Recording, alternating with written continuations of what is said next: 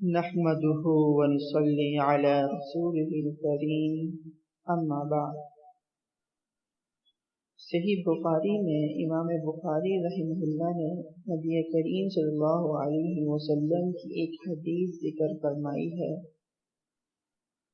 اس حدیث میں اللہ رب العزت کے رحمت کا تذکرہ کرتے ہوئے نبی کریم صلی اللہ علیہ وسلم فرماتے ہیں کہ جب اللہ تعالیٰ نے مخلوق کو پیدا کیا تو اسے لکھا اور اپنی ذات کے متعلق بھی لکھا، اور یہ اب بھی عرش پر لکھا ہوا ہے کہ ان رحمتی تغلب علی غضبی، کہ میری رحمت میرے غصے پر غالب ہے۔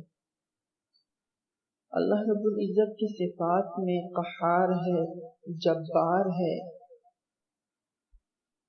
لیکن اللہ کی جو رحمت کی صفات ہیں، جو رحم کی صفات ہیں، وہ ان تمام صفات پر غالب ہے۔